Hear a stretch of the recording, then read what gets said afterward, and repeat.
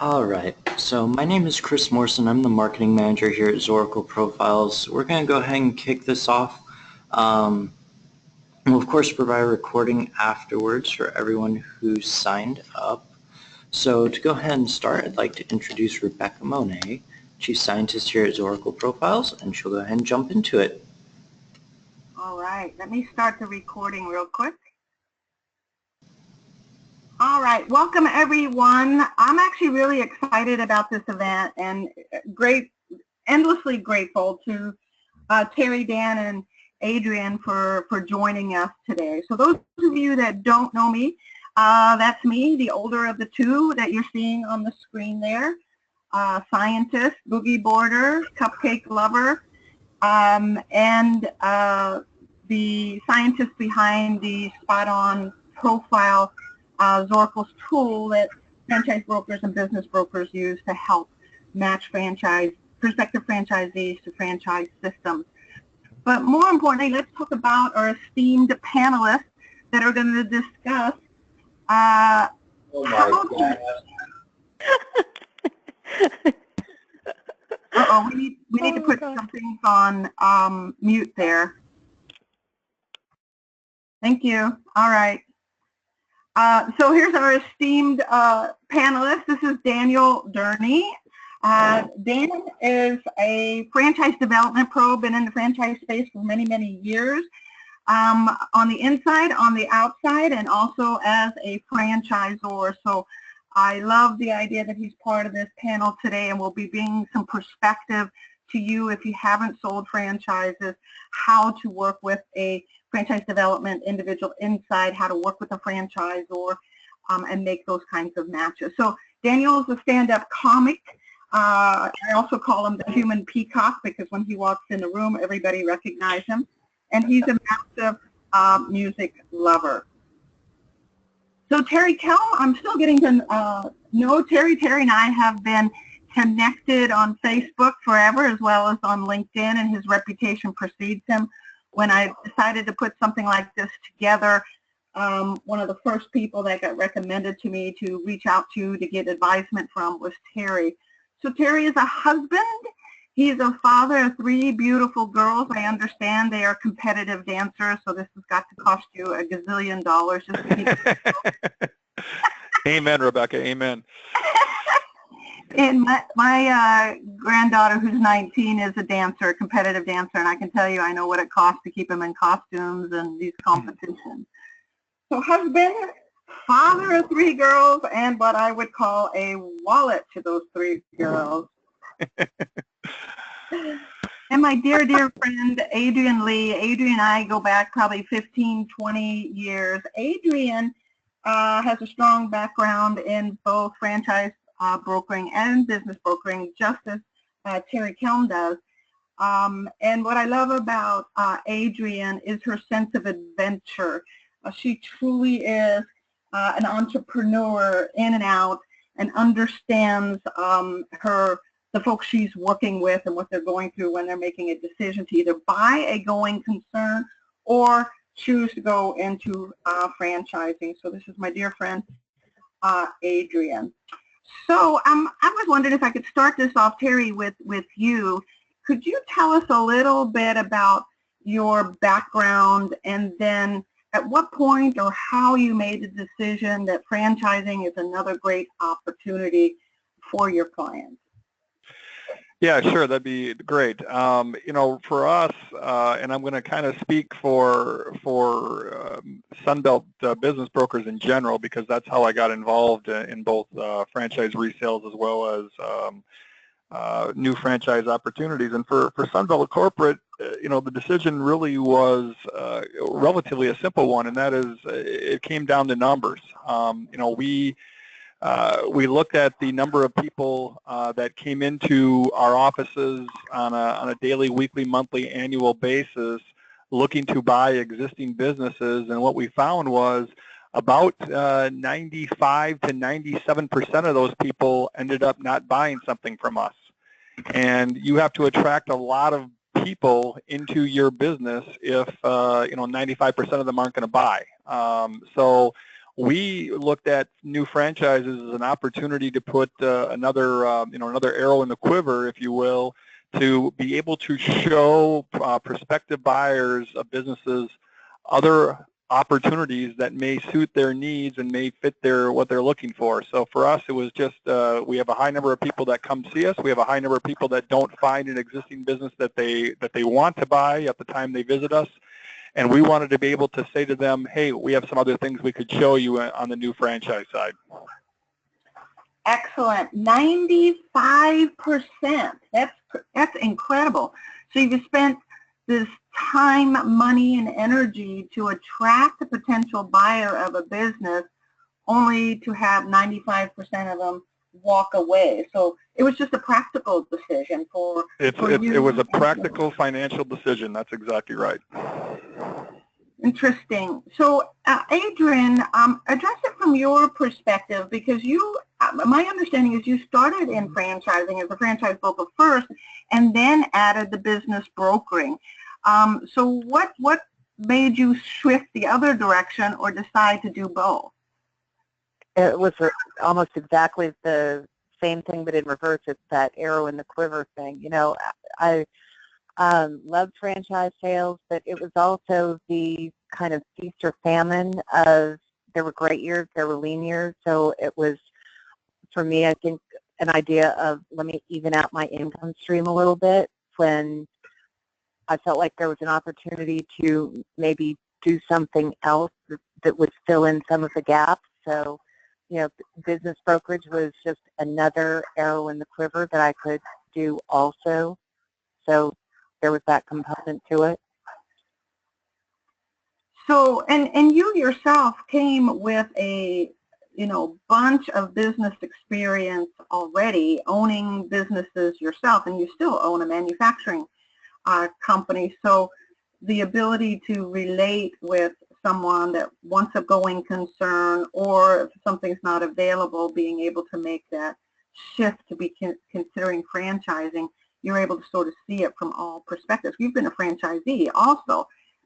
So yeah, I've been a franchisee, a licensee, a owner of independent business. So, it's a lot of different perspectives, and I've spent a lot of time with Murphy trying to help other business brokers see, exactly what Terry was talking about. If you've got a business listed for sale, you're going to sell that one business to one person, and you're going to have maybe 50 people inquire on it. So what are you going to do with those other 49 people? You're going to maybe wait, and hopefully they're going to buy something else. But really, that's 49 leads that franchise brokers are dying to get leads.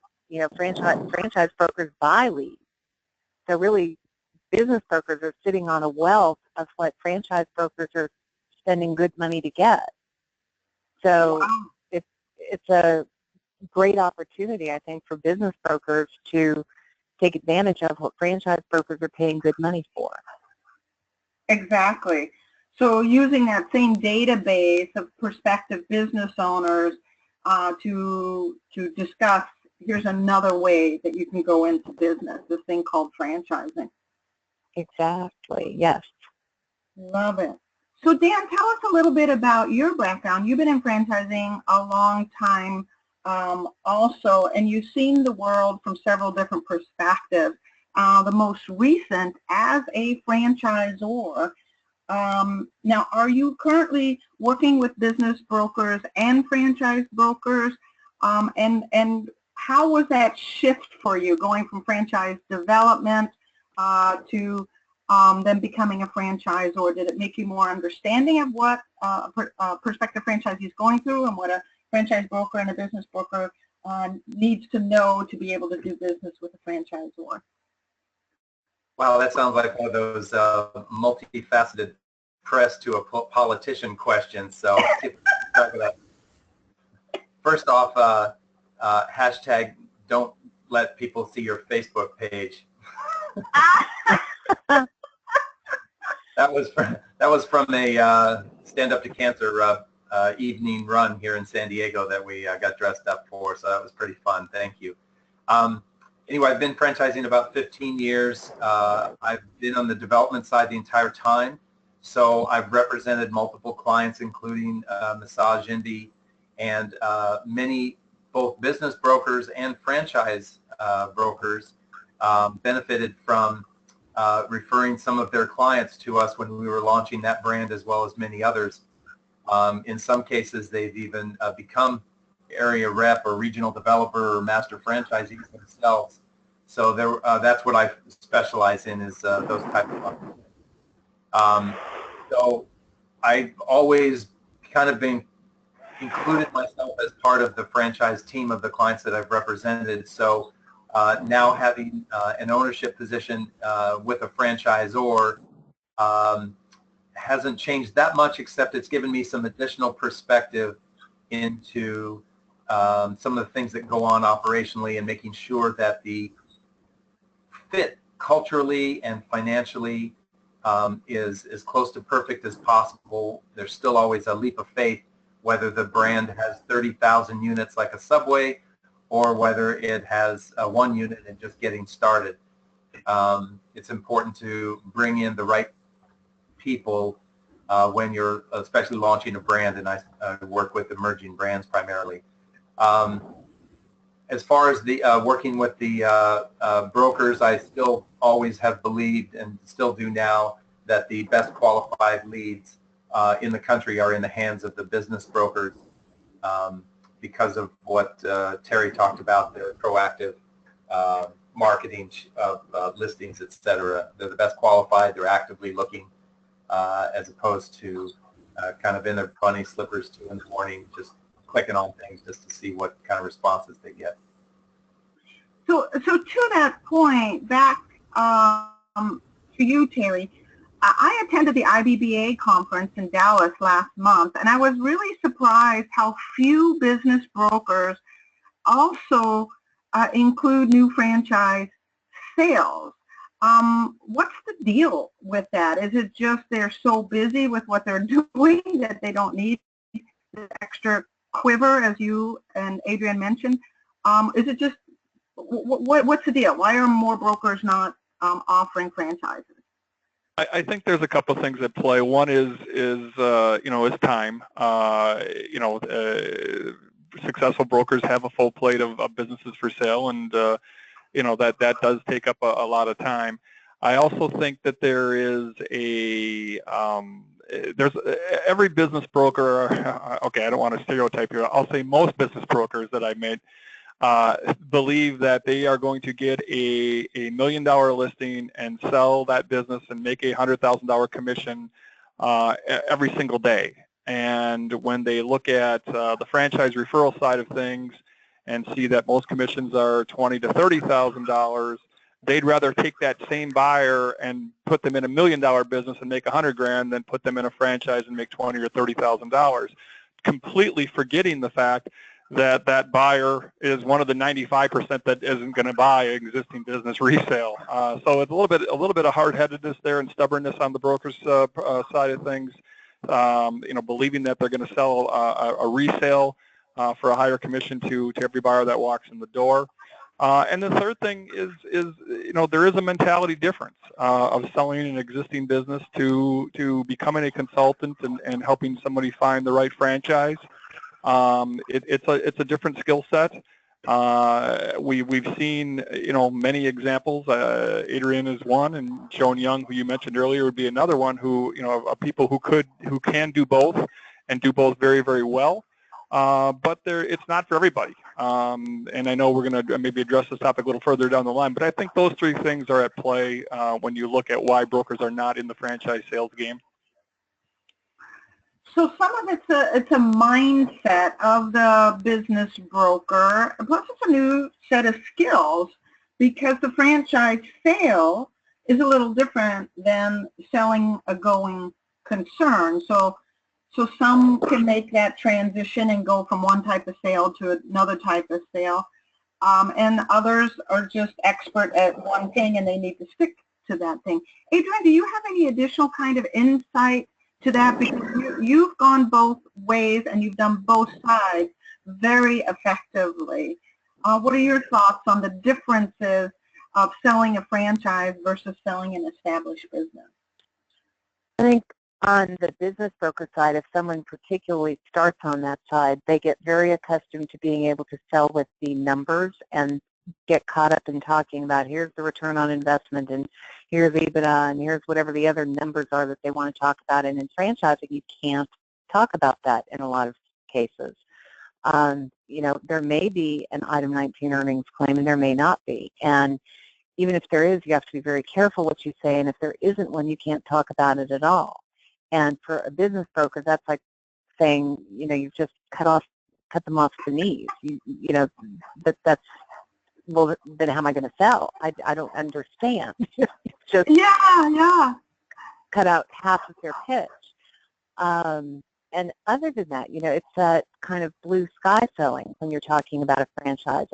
I think selling a franchise is very much, you're telling a story, you're painting a picture, you're painting that future vision for someone, as opposed to a sale of a business is much more down to earth, practical, and let's talk the numbers. You know, facts, man, just facts.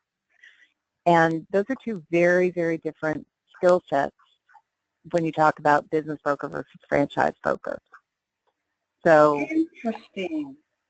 a little bit different.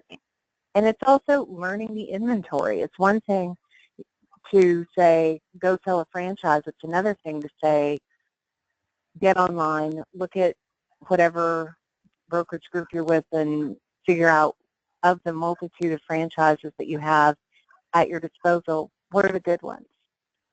And which ones do you want to pay attention to? And then now you have to learn what there is to learn about them when there aren't numbers to learn about them necessarily. You know, how do I tell the story without numbers? Mm-hmm. Especially if the strength of the business broker is numbers and they're used to selling based on, like you said, EBITDA or some kind of profitability or you know, physical numbers that they can present in some way. So this idea of selling what you call blue skies, it's a future that's not tangible yet, where this going concern is something physical that is there. But I'm actually going to tee this off to Dan for just a second. As a franchisor and as a past franchise development person, although I know you're doing franchise development for yourself as a franchisor too, but how do you address this numbers thing and painting the picture and getting folks to buy into that, here's the future? Well, in many cases, the person who is looking to buy an established business is different type of person than someone who's looking to start a new business. I often use the analogy of a real estate search for a home. You can go to a new home, not complex, what do you call them, development, go into a spec home, take a look and see what, you know, their model home there, and then you're talking with someone about then building a new one from the ground up versus going and buying either a spec home or one that's already been built. And some people would never consider building one from the ground up. They only want to have one that's already in place. They have a comfort level that it's up and running, or they want to get into something faster in the case of maybe stepping into revenue. But recognizing that if that home is appreciated, they may have to spend more to buy that revenue. And so that's really the positioning is, are they willing to buy the revenue and pay more, or potentially taking over something that's troubled and they may or may not have a skill set. Turnaround skills is a different skill set than building something new. So you really have to dig into the person's skills and personality and everything that Zoracle helps to point out, and probably teed this up for you perfectly. You really have to understand what the person wants to do, and then the numbers are, you know, you're going to be able to get some validation numbers. If you go into a franchise system, you'll hopefully have some franchisees, not always, that have some numbers, or at least some corporate-owned units that have some numbers they can look to. But at the end of the day, even if you step into a business that's already up and running, If you have terrible management skills, people skills, you may have a lot of money coming into a business now that you can show on the books, but 6 months from now, if you suck at managing people and you have terrible customer service, et cetera, those numbers won't mean squat. So true. So true. Terry, how do you handle the buying cash flow versus building a business issue with your prospective business owners? Yeah, I mean, Dan and Adrienne both hit the nail on the head. I think it's the elephant in the room. And again, for us, we've seen that, the high propensity of sellers that come into, buyers that come into us that are predisposed to buy an existing business don't want to really even go down the new business road. A lot of that is, I think, situation based. A lot of the buyers coming in, have the proverbial, 2.4 kids in private school, 2 car payments, mortgage. They don't want to take, 6 months, 12 months, 18 months to build the cash flow that may get them back to where they were or better their life. They want to be able to step into that situation immediately and are willing to pay for it to do that. So, getting them out of that mindset is not an easy endeavor, as I know Adrienne would probably concur. The thing that we try to talk about is, getting back to the fit. This is going to be your career for the next X number of years, and you want to end up with a business that is going to not only, feed your family, but also, feed your skill set, feed your passions, feed your lifestyle. And if, there's only X number of businesses on the market, existing businesses at any given time, and if you can't find the resale that's going to fuel your passions, your desires, and meet your financial objectives, you owe it to yourself to at least look at some franchise opportunities that, we can show you that we believe will meet all those things and check all those boxes for you. Trying to build that image, try to draw that picture, as Adrienne said earlier, that's really the only way that we've come up with that we can successfully get these people to transition over from I have to have cash flow to I will go ahead and look at new franchises. So true. It's funny, I was talking to a franchise broker about 1.5 years ago about a client he had that twice had gone into a startup situation. He actually bought 2 regional opportunities, and in both cases struggled and just didn't have what it would take to build a business, even with some support of a franchisor. But he was picking a franchisor that was new and didn't have quite the brand recognition yet. So anyway, needless to say, he didn't have the skill sets to do something that was brand new. And the franchise broker called, and we ran an assessment on him, and he scored in the area we call a stage 4 business, which basically is either a resale or a going concern or a massive franchise organization where the brand is highly recognizable and that franchisee can step in and basically embrace the systems and exploit the systems. So to both of your points, there are folks that are wired to be able to buy that blue sky, and they have the skills and the drive and the wiring in such a way that they can do that. And there's others that really do need to be either in a franchise resale or another business that's been up and running for a while. So I really appreciate you pointing those things out. So you, all 3 of you have gotten into this franchisee, franchisor, and a buyer to business fit. Adrienne, can you address that a little bit more? What is your kind of thoughts on that? Do you look at categories of businesses for your buyer? If they come in looking at one thing and you're sensing that it's not the right thing, what do you do? Talk to me more about that buyer to business fit or franchisee to franchisor fit. Yeah, I think I find more of the time that they have no idea what they're looking for, or they think they know what they're looking for, and I hate to say they're wrong, but but they're wrong. So, yeah, I think it makes a big difference. And, you know, it's not, I shouldn't say they're wrong, but they don't know what they don't know, maybe a better way of putting it. You know, and a lot of times people maybe confuse all they know in the world of franchising is food, so that's what they start thinking about, except then they don't really want to be in food. But, you know, the Zoracle profile, as far as I'm concerned, is the best possible starting point for looking at fit. And one of the things I've talked to people about is I trust that more than anything. I trust that more than what they tell me. And image is a great example. If they tell me, oh no, image doesn't matter to me at all, and I'm looking at what the Zoracle profile says, and it says that image is really important to them, I trust the fact that image is really important to them, and I'm not going to show them a maid service business, as an example, or a 1-800-GOT-JUNK, or something along those lines. Because fit does matter, and you have to figure out all of the different elements of their personality and their skills and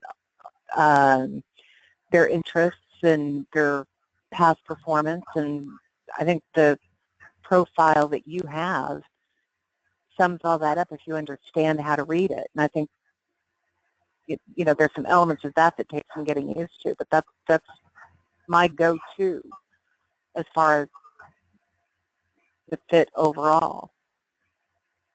So you do a combination of looking at their history, their resume, things that they're showing some interest in, and then you combine it with a kind of a scientific approach with this spot-on tool to help kind of guide them or direct them to a business that might be a good fit for them. Yeah, I mean, I spend a lot of time with them. I really do. I do have a questionnaire that I give them. I do ask for a resume, and I give them the Zoracle profile to fill out. And then I spend probably, you know, maybe anywhere between a half an hour to an hour, depending on the client, going over all of those things, preparing for a meeting with them, and then I'll spend a couple hours in a meeting with a client and hopefully their spouse, asking a lot more probing questions. And because a lot of times, depending on how they answer a question, you know, they might say, I'm great in sales. You know, that's my strongest skill set. Well, great in sales means a lot of different things to a lot of different people. I've had some people say I'm great in sales, and what they really mean is they can upsell someone that came in to buy a lipstick and get them to buy perfume also at the counter. You know, that's not the same as someone that can go out and actually go door to door in developing relationship type sales in a you know, staffing company kind of setting. Totally different skill set. Especially what you're talking about here. There's a big difference even between business to business type of selling versus business to consumer. Right. Oh yeah. Right. Well, and having a customer come to you at a counter. So totally different. Yeah, that's more of a transactional type of a sale. Yeah, so lots of different things that I want to ask a lot more questions than you can actually get just from check off a box on a questionnaire type of thing. Yeah. Terry, what are your thoughts on that? When you and I talked the other day, you too really dig into that individual through a confidential questionnaire and an interview process, getting into the hearts and minds of your potential business owner. Can you share some of your tips and tricks? Yeah, I mean, I'll echo what Adrienne said, and that is, you know, a lot of times I think people have an idea of, you know, of what they think they want, but it really isn't what they want. You know, I think people get a romantic notion about certain things. You know, our statistics have shown over the years that for every 6 businesses that we sell, 5 of them were purchased by a buyer who called in on a different business that we were offering. But through our process of you know, going through a questionnaire line by line with them and asking leading questions and getting them to talk, we're able to figure out, you know, better than they know themselves, as Adrienne said, you know, what really is going to be the right fit for them from a business standpoint, and then we show them opportunities that we think, again, are going to fuel their passions, meet their skill sets, meet their financial objectives. It just takes time. Adrienne said, it's a half an hour prep before. It's up to a 2-hour meeting with them face to face afterwards. Going through and then understanding your inventory that you have and what how it matches up to what they told you and what you were able to get out of them in that meeting. It's just a process. And I guess the trick or the tip I would give is don't cheat the process. There's just no shortcutting it. If there's a shortcut out there, I haven't found it in 14 years. And I would love to know what it is, but it's only when you follow the process and if you have a potential buyer who's not willing to follow the process, I'd move on to the next buyer, because you can waste a lot of time in this business, as anybody who's a business broker or a franchise broker on this call knows. You can kill a day, talking to prospects that are never going to buy anything. So stick to the process, and if they're not willing to, move on to the next one. There's a lot of potential buyers out there that you can talk to. I really like that piece of advice, and I'm going to put this over to Dan. As a franchisor and as a franchise development pro, a prospective franchisee that cannot follow a sales process is usually a red light to you, correct? I mean, not just, is that correct, Dan? If someone can't follow a sales process, that's someone that you're going to be a little bit concerned about. Absolutely. And what I do and part of the process is I lay out the plan in advance, what it's going to be, that they're going to have an initial call with me. We're going to discuss their why, really try to understand what they're trying to do, who would be involved, probably outside the scope of this particular call to get into the details of that. Maybe we can do that on another time. But basically take them through what the path's going to look like. They'll have a call with the franchisor, ask operational questions. In some franchises, there are some webinars they need to go on to. They need to fill out an app in order to get the FDD. There will be a discovery day where they'll travel to the headquarters of the franchisor in most cases to visit some locations.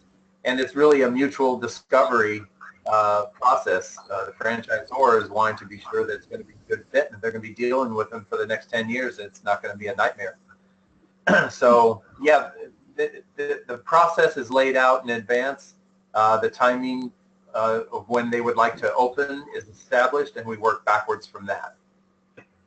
Excellent, excellent. And obviously there's a baton passing that happens from Terry to you or Adrienne to you and back again, where you're walking alongside this prospective franchisee, because the sale is not fully dependent on the franchise broker. There's also a strong dependency on the franchise development team at that franchise concept. So that's another part of the sales process that has to be learned, and two people that need to be able to work together, that franchise development guy as well as the franchise broker, helping his prospective franchisee through that due diligence process and acting as an unbiased advisor. Terry, I'm actually going to kick that back to you for a second, and then Adrienne, you too, before we go to our final question. And that is keeping this unbiased advisor mentality, because you're basically introducing franchise concepts, but you're unbiased as to what concept they buy. You're coming alongside and helping, but that too is different than the sales process of let me show you this business and what it could do for you in terms of a going concern. So Terry, do you mind addressing a little bit of that? And Adrienne, if you could jump into that, would be delightful. Yeah, I think you're 100% right, Rebecca. Again, it's a different mindset. When you are a broker, a business broker, and you take a listing, you are representing the best interest of the seller. They're going to be the one who pays your fee, and therefore you have a fiduciary responsibility to them. When you're doing franchise referrals, you need to stay as neutral as possible and to develop a rapport with the potential buyer prospect where you are an advisor, a confidant, somebody that they can trust to tell you things that they might not tell a franchisor in an interview. So it's a different mindset. You're much more in a consultative role when you're referring franchises. Yes, the franchisor is the one who ultimately pays you, but if anything, your loyalty is more toward building that rapport with that prospect. And once you're able to establish that that level of trust, then I think the chances of success go way up. Getting that prospect to kick back information about what they liked or didn't like about different things you showed them. Really getting them to trust you and then open up to you with thoughts and things like that. That's just going to lead to more information is going to lead to more successful referrals. So it is a completely different mindset. And again, I think that gets back to what we talked about earlier of why some business brokers can't do it or don't want to do it because it is a different mindset, and it's as Adrienne said earlier, there's people will say they're good at sales, but you can be good at selling a set of numbers, but not very good at a consultative sale. And it really is two separate sciences when you're talking about selling an existing franchise versus a franchise referral. Indeed, indeed. Adrienne, what do you have to contribute to that thought? I would agree with everything Terry said, and I think also, really if you get very good at the consultative side, I think it does help on the business brokerage side also, because as much as your fiduciary duty is to the seller, when the buyer really feels that you're paying attention to what it is that they're saying and what their concerns are, the saying that a deal will fall apart 3 times before it comes together, it's much easier to put the deal back together when the buyer feels that you're really working in their interest also. So for whatever that's worth. Yeah. But on the franchise side of things, I do think that working with that person through and making them understand that, because I've actually had a number of clients ask, wait a minute, I know that you're not charging me anything, the franchisor really pays your fee, so who's really your client? And I've explained to them, at the end of the day, I know that they're paying my fee, but you're really my client. You're the one who, this process is about you, and I'm going to be here with you, holding your hand until you come to a yes or a no decision. And either one is fine. My life goes on very much the same, but either way, your life changes in a very big way with the decision that you make. So I want to make sure that you're making a good decision. So you're the client in all of this. And I think it's really important that they understand that, and I think it's really important to treat it with that degree of seriousness, because you've got people that are investing their life savings in businesses, and I do take it very seriously. And this amongst a million other reasons, Adrienne, is why I love you, because you do what is right and best by your candidate that's looking at buying a business, whether it's a franchise or a going concern, and by your franchisor. This is a big decision, and you get to play a role in helping them make that. And the more we can stay unbiased and in an advisor role, the more we can help them make the right decision, where we're not selling, we're not pushing, we're just advising and giving them data. So that's why I love you. So I would be this to talk a little bit about Zorkel. I'm only going to spend about 90 seconds on this.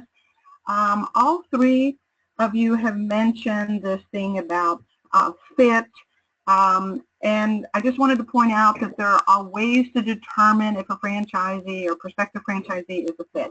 First, you want to make sure that your prospective franchisee shares the values of a franchisor.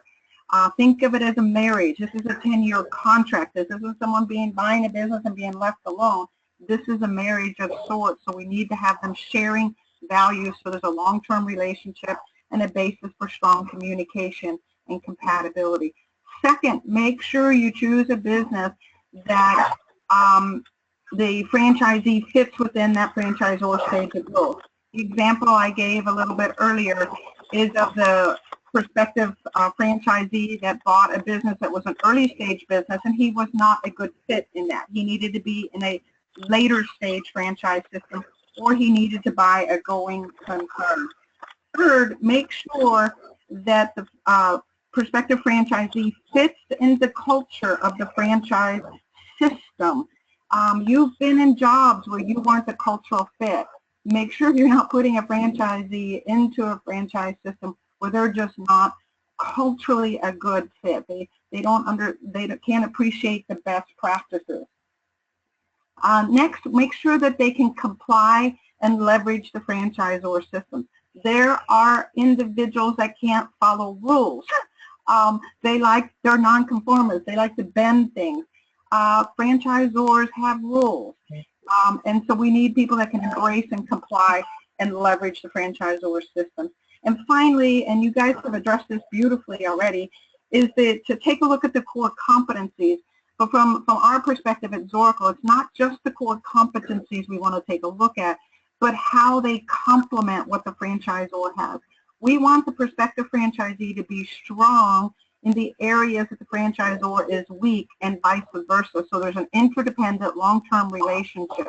We don't want the franchisee to have the exact same skills as the franchisor. Otherwise, 2 years down the road, they're going to say, what have you done for me lately? So if the franchisee is great at sales and marketing and terrible at admin and customer service, then we find them a business where that is offloaded to the franchisor through back office systems or processes, and the customer service and the administrative costs are handled. So you're looking for complementary skill sets. So our reports are a 12-page report that you get on your prospective franchisee that both Dan and Adrienne mentioned earlier. If you're interested at all, please reach out. Coming back to the three of you, what would be a piece of advice you would give a business broker considering selling new franchises? What would be a piece of advice that would empower them they can walk away today? Dan, I'm going to start with you. Since you're coming from the inside as well as the outside, what advice would you give a business broker considering selling franchises? The number one advice I would give is learn to ask the question, if you're not able to get this business, would you be open to considering exploring franchise opportunities?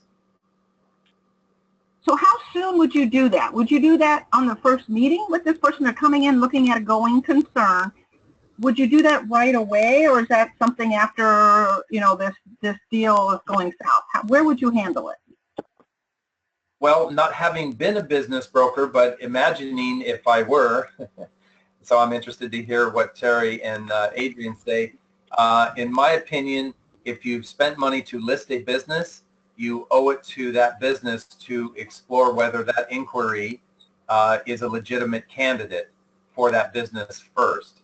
And if not, then you explore other opportunities. That's how I would handle it. Excellent. Excellent. Thank you. Terry, what are your thoughts?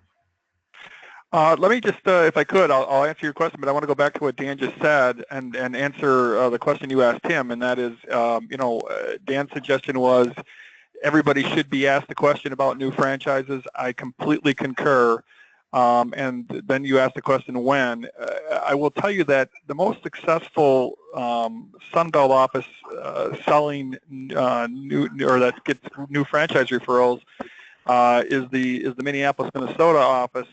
And what they've set up for their system, they actually have a franchise consultant, a separate person to handle franchises, not a broker. But what that person's role is once a buyer comes in and meets with an agent about a particular existing business, then that franchise consultant gets access to that buyer after that first meeting.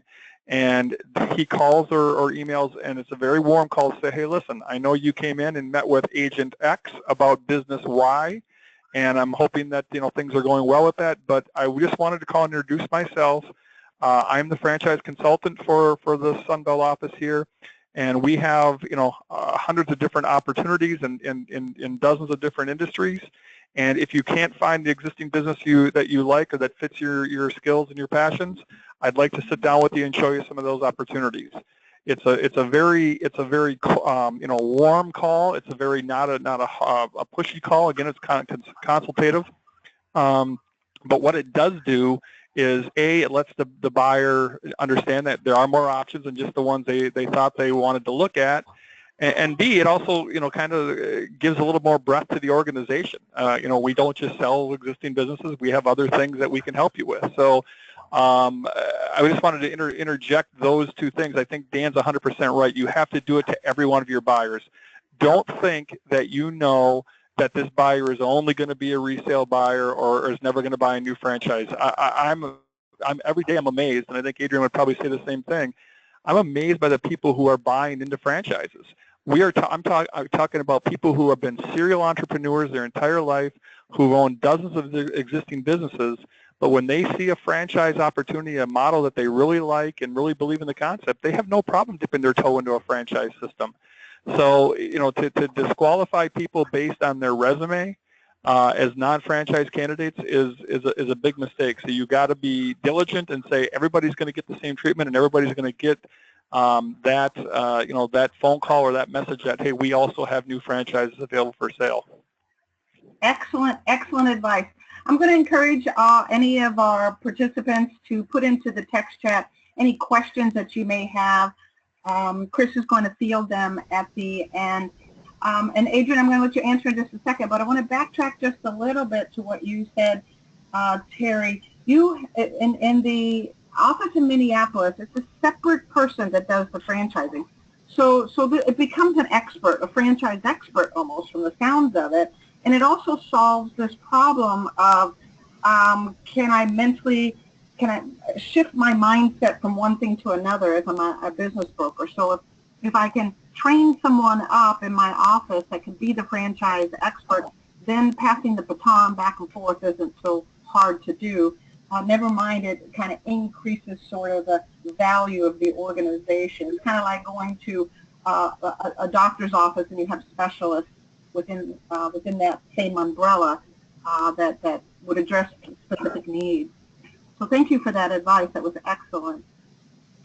So Adrienne, what advice would you give, having been a franchisee, a franchise broker, a business owner yourself, and a franchise broker? What advice would you give someone that's a business broker considering adding new franchise sales to their business model?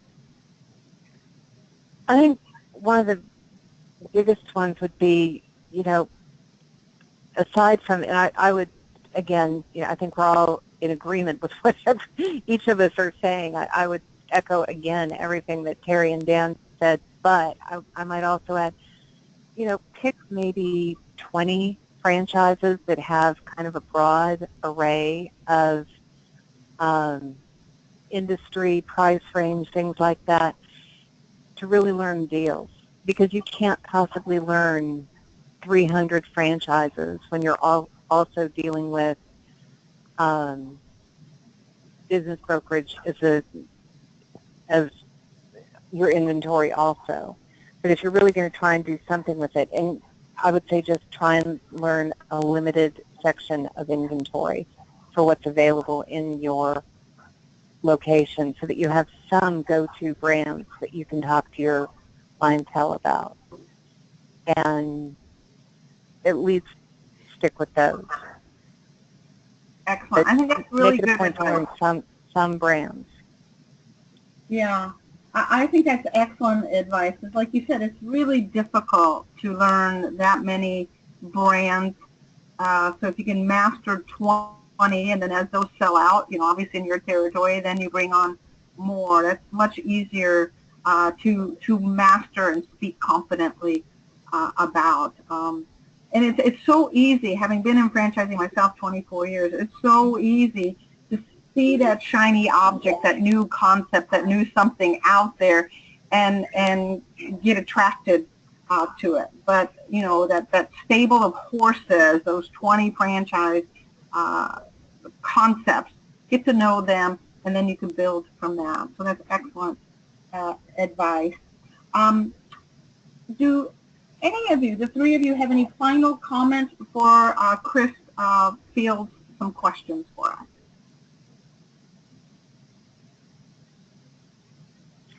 us? Can I add one thing? Sure. I'll just say, I think I've been to so many meetings where you've got buyers that will tell you so specifically, you know, I'm looking for a business that is, you know, has at least $3 million in revenue and generates at least $300,000 in cash flow and is in the either distribution or manufacturing industry, and they can go on and name all kinds of other specific characteristics. And at the end of the day, I will tell you that they bought an expense reduction analyst franchise or something similar, you know, something that has nothing to do with that business that they described up front. And again, I think it comes out of they don't know what they don't know. So, you know, they've gone to other meetings with their friends and they know what to describe from their business background in the kind of business that they can describe in the terms that I initially described it in. They don't know what to describe in a franchise. So, you know, I can sit there and nod and listen to everything that they just told me of, yep, you want a manufacturing business. Yep, you want that much cash flow. And if I take them at face value, it goes back to the saying of buyers are liars. It's not that they're liars. They don't know. So it's a peeling of an onion, kind of. You have to look for what's under what they're saying. And if you don't peel that onion back and ask questions and look deeper and try and find out what's really motivating them, and if you just take what they tell you at face value, you're never going to get to that next question that's going to tell you where the franchise is and what they're looking for. So true. There. So true. It's interesting, in the Zoracle business, we call that the difference between criteria and values. When they give you this list of criteria, it needs to be small manufacturing, it needs to be regular hours, it needs to whatever, be a non-perishable, whatever they're telling you. That's criteria, but behind that is something else is driving it. What does that really mean? Does that mean safety? Does it mean security? Does it mean lifestyle? Does it mean freedom? Does it mean control? What does that criteria really mean? That's the why that Dan was talking about, and that's that need to listen, as Terry's talking about, to what is it that really their heart and their minds are asking for, and to be able to dig into that and help match them up to something that's good for them is the ultimate reward, both for them and it is for you. Chris, So, what kind of questions do you have, one? Sure, so let's go ahead and jump into it. I've got a couple right now, and like I said, if you guys do have questions, please type them in that question box on the right-hand side of the menu, and we'll get to them as they come up. So our first question is from everyone, from Tyler. He asks what the most difficult part of going from business brokering to franchise brokering is. And Rebecca, I'll kind of let you decide who answers that first. Yeah, I think we bring that to Terry, because Terry has actually hit this one pretty hard. But if you had to narrow it down into a single sentence, this is the most difficult thing, what would it be, Terry? It is a consultative sales process versus selling a brick and mortar or set of numbers. That's what it is. It's Absolutely. So true. It's so true. And that consultative process is so different than showing those numbers or having someone go out to that location, walk through that building, see what the equipment is, look at the books and say, what's that client list? This is a different sale. This truly is a consultative, what do you want to create for your life kind of a sale. Great question, by the way. All right, our next question is from Tracy. She says that we spoke a lot about building and being impartial, that trust between business brokers and the prospect. She asked if the Zoracle tools help with that impartiality and trust. Yes, that's actually part of the whole purpose of the Zoracle tool is by using a scientific approach to assess your prospective business owner or prospective franchisee.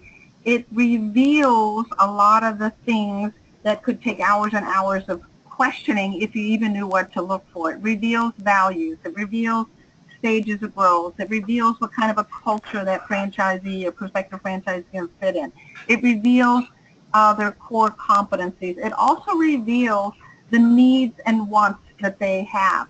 So what it ultimately does is it lends a level of credibility to you as a franchise broker that you truly want to do what is right and best by them by taking some time to get to know them at a more intimate and deep level, and that you're not just going to show them any concept. You're going to show them a concept that aligns with who they are and what they're designed, or how they want to design their future. So it's a scientific approach to something that many successful brokers are doing intuitively, and it lends us a level of credibility and offers some consultative. And Adrienne, I don't know, could you address some of that, how you use it in terms of the consultative approach? Do you actually share the results with your prospective franchisee and review any of it, or how are you using it? Well, a copy goes to them anyway, so they've got a copy. I don't necessarily go through it with them line by line or even section by section. I do ask them if they feel that it was accurate, if it was valid, if they have, if they talked about it with their spouse, because their spouse was usually sitting there. And, I've never gotten anyone to say anything other than, oh, yeah, that's exactly me, or that's exactly him, or something along those lines. They always agree with the results. But I don't usually go through it in any more great detail with them.